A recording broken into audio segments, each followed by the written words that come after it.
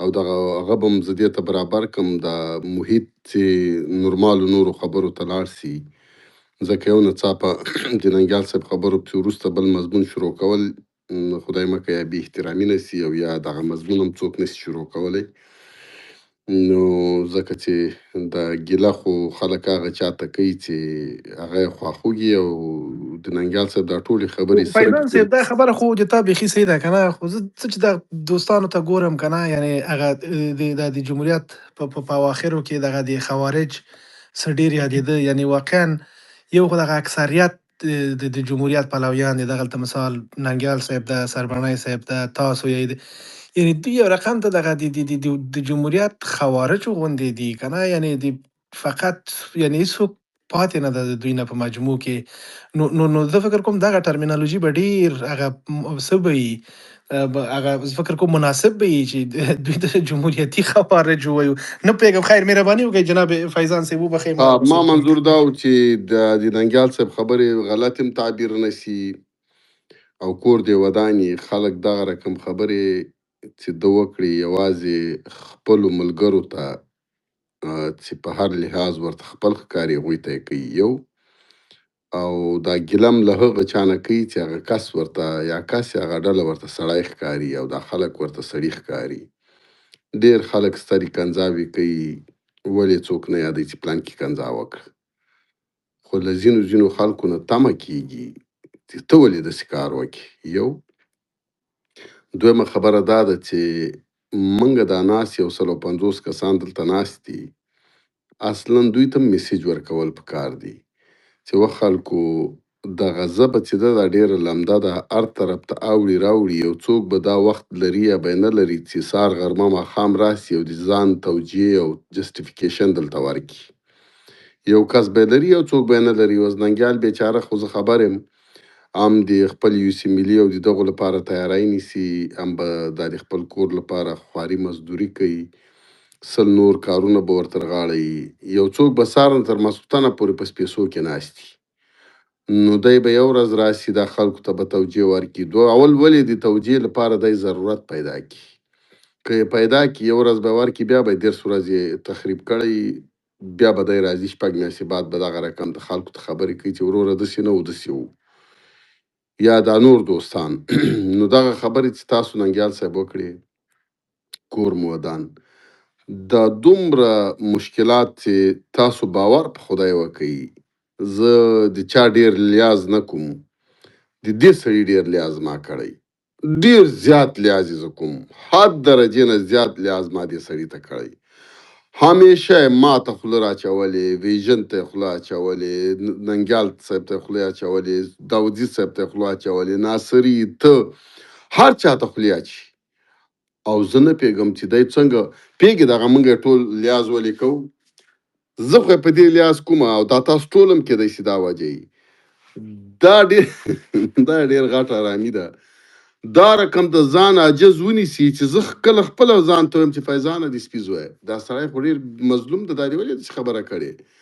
ځان ماته ام ملامته ښکاري، عاجز سي، فقیر سي، د خدای روی ومني، یو زړغونی سي او چې دا خو دا رقم د چل دی او ما مجبور کړي او ما بیچاره هلته مې یوه لور ده، هغه لور مې راته ما د خدای او قرآن وي که د ده لور د موږ لور ده، د ده لور د موږ لور ده، د موږ ورېره ده، ما د خدای قرآن وي که هیڅ چا ورته څه ویلي. زه یم یاد کړی یم چې په میسیجو کې د ما د لور مورد خبره کړې.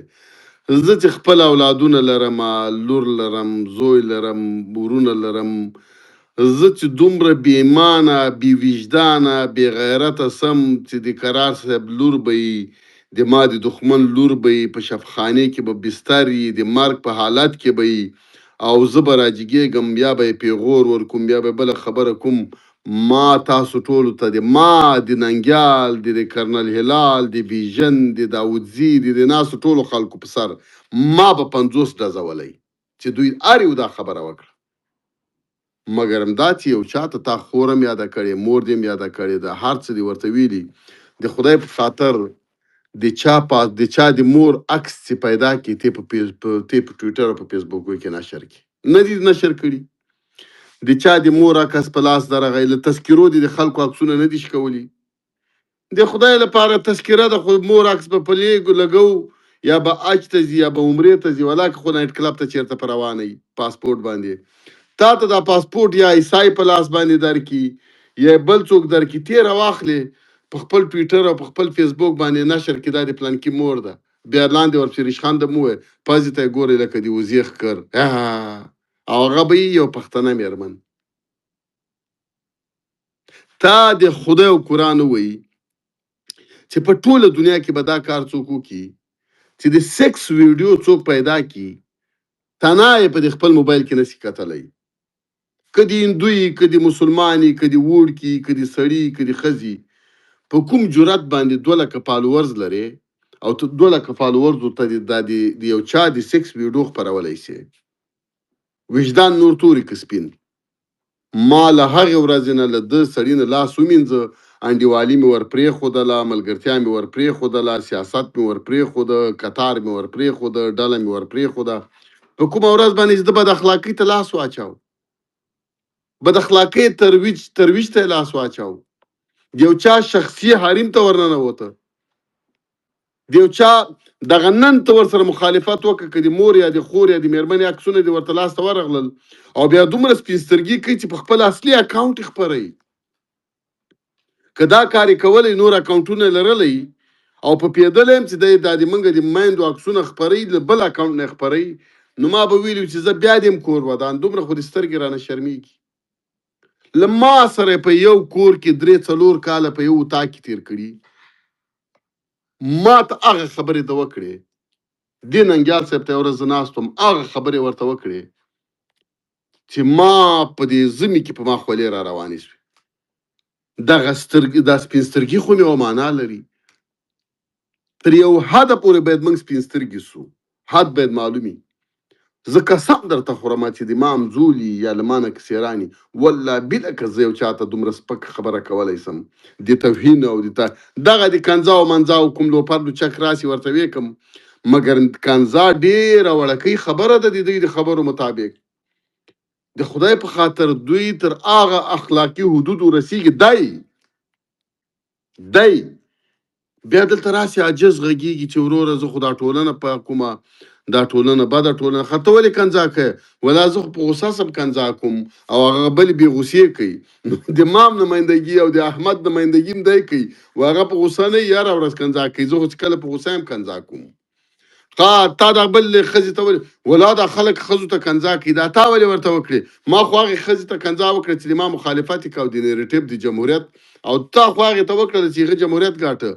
ما ته د ما د شخصیت او د ما د مېرمنو په حساب د تا جمهوریت او امارات څه معنا لري؟ هرې مېرمنې ته دې کنځا وکړله، مېرمنه د موږ د افغانیت او پښتو په کوډ کې مېرمن ده، مېرمن ده، که مېرمنې وار په اتا توی ده، که سر یې در باندې مات که توی ده، هغې به ته پوښتنه نه کوې. دا چې یو مېرمنه راغله او تا ته ویله کې طالب خو بس یا طالبان ښه دي، او ته ورته وایې چې کوزه څه تا مور تا خور دې سپي لورې دې هغه نورې کنځاوې زه نسم کوی، دا ورته وکړي، ته ورته وایې دا دې ولې ورته وکړې؟ وایي دا خو طالبه وه.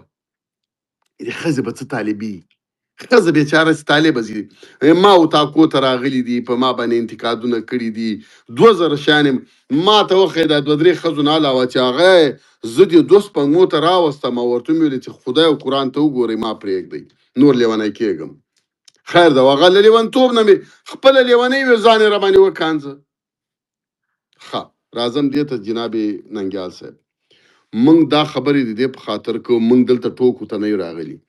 پلانکی ټوخه نوري څنګه ده، نوري والا ارزښتونه نه پېژني، ننګیال څنګه ده، ننګیال خو پنجابی روایت ته کار کوي، فیضان څنګه ده، فیضان ریشخند وي، داوودزی څنګه ده، هغه خو د پلار عیسای ده، ویژن څنګه ده، ویژن خو لیونډرت د خبره نه پیږي، ناصري صاحب څنګه ده، خډارن ده، نوري څنګه ده، هر یو سړي ته دی نوم لري او دغه نومونه عیسای په خلکو دي.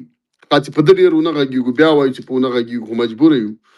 منظور مې د دې ټولو خبرو نه دا ده، تاسو ته موږ غږېږو، خلکو دا ناستو خلکو ته، که چېرته هغوی ډلې سره خو د ما هېڅ کار نشته، که له دې نه وروسته یې د موږ په ملګرو کې په چا نوم کېښوده، ګورئ لطفا دې شي ته متوجه اوسېږئ، دا به قصدي قسم حق نه راباندې لرئ. په دې نه پوهېږم چې دا کار شعوري کوي که غیر شعوري کوي، دومره لا بزرګ سوی او ولي سوی نه یم، خو زه په قرآن درته قسم خورم نور خو تشریح ننګیال صاحب درکړه. په قرآن درته قسم خورم چې دا د عیسی نریټې په مخ باندې وړي. ما د قرآن هم وایي، ما د پیغمبر هم وایي چې مجید قرار د پنجاب عیسی نریټې په مخ باندې وړي. وچ ککړ دغه 15 کاله کېږي دا کار کوي، او کله بیا کله کوي.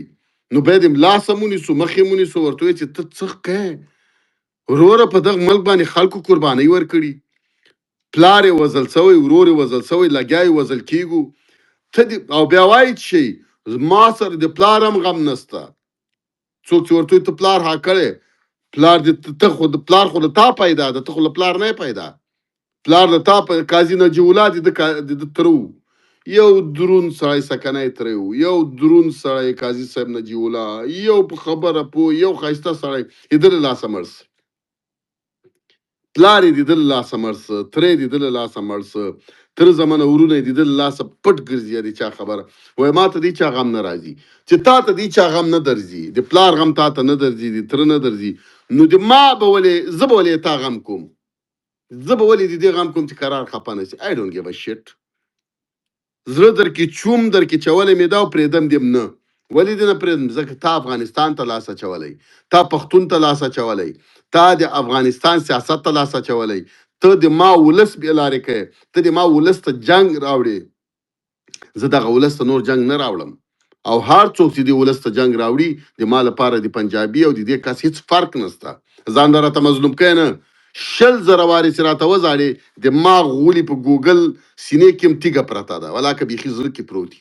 ما د خدای او قرآن ووایي چې له زړه نه مو له خولې وینې راسي که مو ما رحم در باندې راسي. زه له تاسو نه شدید هغه شداد کاپیر ورته وایي، که شي ورته وایي، زه له شداد نه بدتره انسان یم. ما سره به دا نخرې نه کوې. دا نخرې هغه چا سره وکړه چې کله کله چینګه وکړي، کله پینګه وکړي.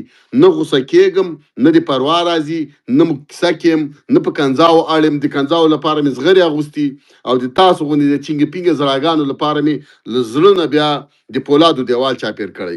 زه تاسو منافقین پیژنم، پرېږدم هم نه. ټو میک لانګ سټوري شارټ، جناب ناصري صاحب، سفیر صاحب، ویژن صاحب، هلال صاحب، ننګیال صاحب، تاسو ټول ما ته یو شی راکوي، ویلې کوي تاسو ورته په دې باندې په پټو سترګو ګوته ولګو.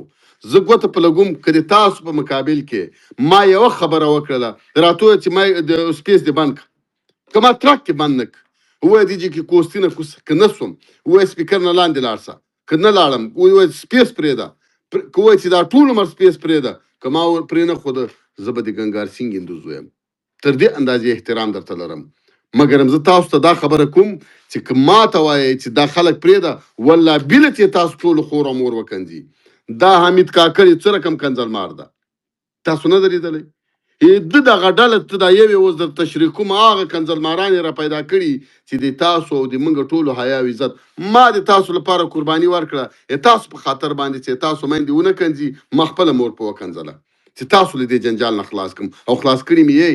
ما د خدای او قرآن وایي چې یوه میاشت زه دا خلک پرېږدم چې دا تاسو ټول دلته تېرانه سئ، یو ملاکه دلته پرېږدي. ما خواسینم وای لغړ لوبو نه ډارېږي. ما ته تر رئیس جمهوره پورې د ما کنځا رسېدلي. ما ته وایي تا خلک په دې نوم باندې پېژني. پرون راته وایي چې یو چا نه پوښتنه وکړي چې فیضان پېژنې، وایي دا درته وایي چې کنځلمار. اوکې وایي به ګوره دغه پیر د پیر نه، د پیر سره دی اوس د پیر کنځاګانې، د پیر نه ده چې کندار یې پرې نه ښوده، سړي یې پرې ټول ته کنځا کوي. پرون وایي پیر چې دغه ښه سړی ده، ما ورسره خبرې وکړې، نور کنځاګانې نه کوي، او که کنځاګانې هم کوي یو څه اندازه پورې خلکو مجبوره کړی چې ویې کړي. حمید کاکړ هم نور کنځاګانې نه کوي، ځکه چې ماته یې ویلي چې نور کنځاګانې نه کومه، او هغه ته ما ویلي چې دا ښه کنځلمار ده، دا پروا نه کوي. هغه ښه کنځلمار ده. موږ چې ښه او بد طالبان سره بیلوي، دی ښه کنځلمار او بد کنځلماران سره بیلوي. موږ کې دغې ته نه پرېږدي، د کنځلمارانو کې ښه او بد پیدا کوي. یا دا کنځا به په دې طریقه کوئ، د کنځاو چل هم دی راښیي. داسې به یو سړي ته وایي چې د ډمې زویه، دا به نه ورته وایي چې د ډم زویه. ولې؟ ځکه چې دا د ډمې زویه ما استفاده کړې، تاسو ما هغه کنځا کوئ چې ما کړې. اوس سړی د موږ هغه نه زده کېږي، اوس به الف زر ا الف زر ای الف او ا ای او د تا سندرې زده کوو، د تا کنځلې زده کوو. موږ خپلې زده کړي، تا خپلې زده کړي. چې کوې هر سړی به خپل کشفیات چې کړي همغه کنځا به استفاده کوي.